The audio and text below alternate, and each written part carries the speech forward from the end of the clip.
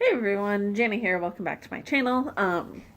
Today we're gonna be doing something. Sorry about the blinding light. My lamp is on and it's not even sunny outside, but whatever. Still trying to find a good spot to film. I don't have a good spot. Let me get centered again. Yeah. Anyways, today I thought I'd do a review of a book that I just read. Well, I finished it a few days ago, so I'm gonna review it today, and yeah, so let's just get right into it.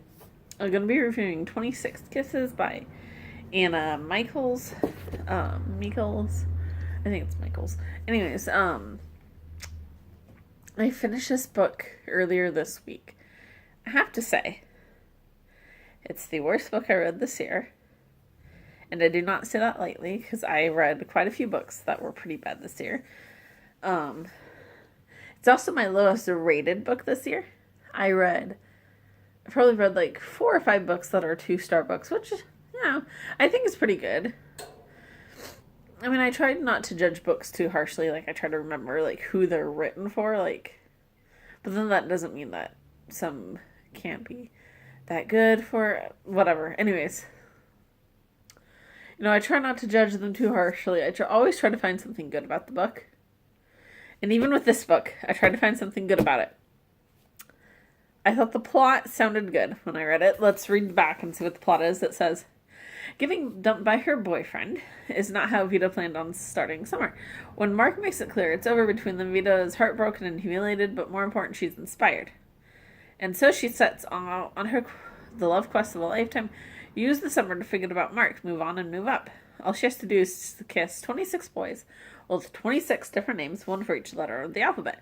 From atop the Ferris wheel for her home at her hometown carnival to the sandy dunes of Lake Michigan, Vita takes every opportunity she can to add kisses and boys to her list, and soon the breakup doesn't sting quite as much. But just when Vita thinks she has the whole kissing thing figured out, she meets someone who turns her world upside down. Both hilarious and heartwarming, Anna Michaels' debut story of one girl who realizes that moving on from the supposed love of your life means taking a chance and having the courage to love again. Okay, so I thought this sounded fun.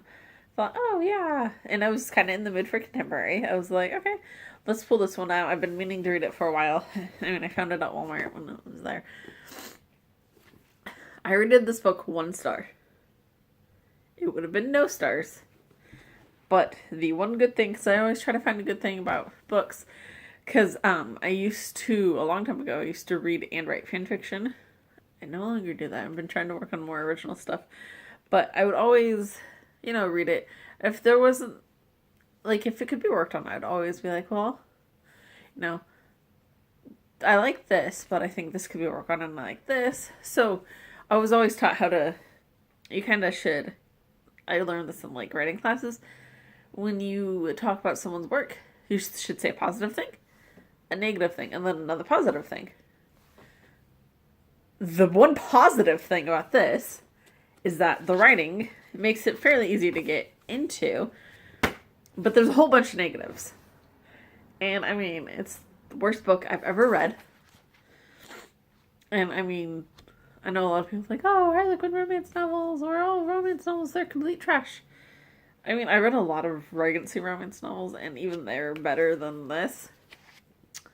Vita's a very boring main character. She doesn't really do anything. And it's not even her idea. It's her friend Mel's idea. And her friend Mel... Alright, so... there's going to be spoilers in this, because I cannot talk about this book with no spoilers. I wasn't going to complete it, but I made myself finish it so I could talk about it. How about it and how it's junk? I can go over there. I don't care. It's going to go on the other side of the room right now. Vita's a very boring main character. She has to get pushed into it by her friend Mel, which is fine, whatever. I mean, it's coming out of your shell, which I can relate to as a person. Let's see. Melanie is very Yeah. I think that's what Melinda, that's what her name is. Oh, I said I work with Melanie. Anyways, so Vita's manipulative. And she is only I don't have any issues with the plot. Yeah, kiss 26 different guys. Sure, why not?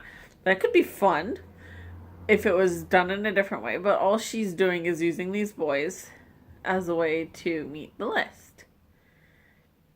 And it's also kind of like I can picture this like as a movie, like one of those comedy teen girly movies. Sorry, I don't mean girly. I'm not to gender stereotype. Anyways, one of those teenage fluffy funny movies that I like watching from time to time. They're fun. They're fun. I thought it was gonna be a fun book. No. Yeah.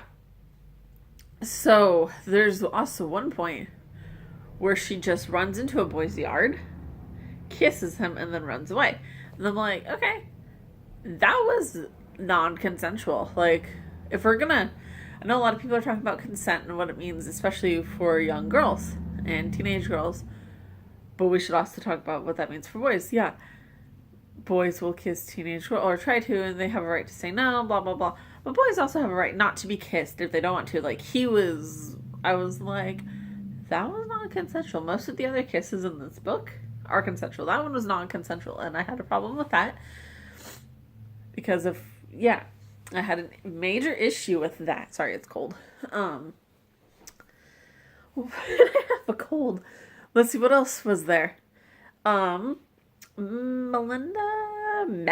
let's just call her Mel. I'm not gonna try to remember. Her best friend.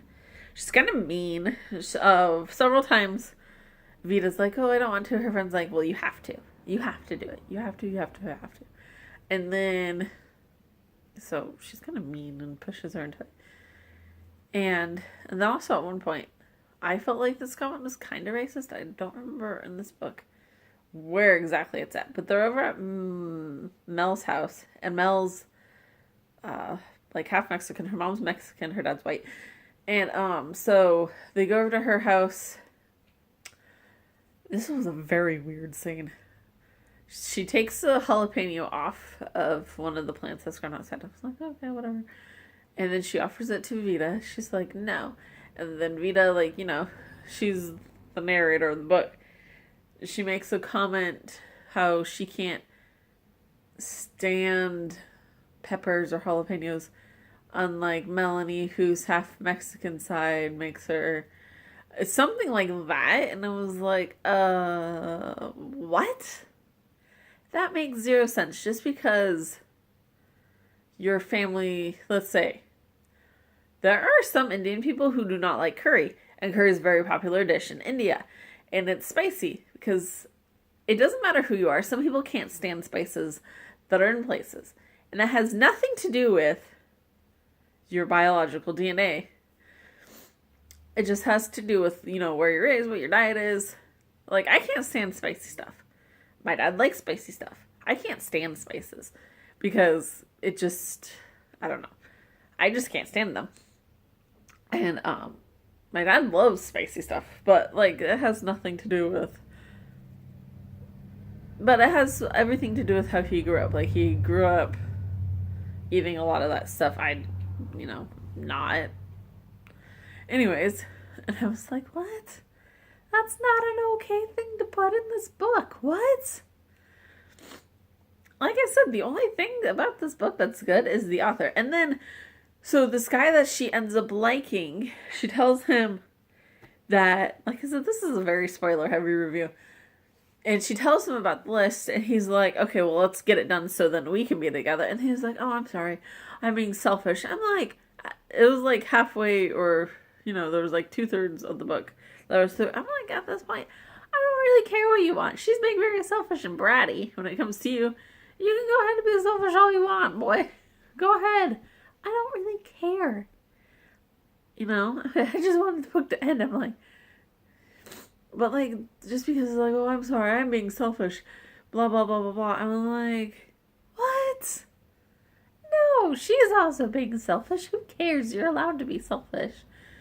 And, I was like, what? What else happened? And then I also felt like at one point, her friend, there's another part in the book where Mel got all upset because she wanted, you know, Vita came over to Seth, another character in the book, like another friend. Like they're all, the three of them are friends, Seth, Mel, and Vita, and then so she goes over there and Mel like had a major issue with it and like acting jealous. I'm like, what? That makes no sense. Don't throw that on left field when I don't know. I don't know. I don't know. The book sucks. I gave it 1 star. I would not recommend it to anyone. I mean, you can go ahead and read it if you think it sounds cute, whatever. I'm just saying, I personally would not recommend it to anyone. And yeah, I'm like, again, it sounded cute, like, oh, funny, frolicky, contemporary. I'm in the mood for kind of something like that. Yeah, I read a lot of contemporaries in the fall. But yeah, I was like, okay, what? Anyways, it's been a long time since I did a review, mainly because I was like, oh yeah, this book was okay. This book was okay. I hate that book. I hate that book more than my other most hated book, which is Caraval. That book is complete trash. That book can get out of my apartment as soon as possible. As soon as... Sorry, I have a cold right now. But that book can leave. Anyways, that's it for today. I just wanted to talk about this book, get it all out of my system while it was still fresh in my mind. Yeah. Sorry, I'm all rubbing my nose and rubbing my eyes. It's been a long week. We'll see you guys next time. Bye.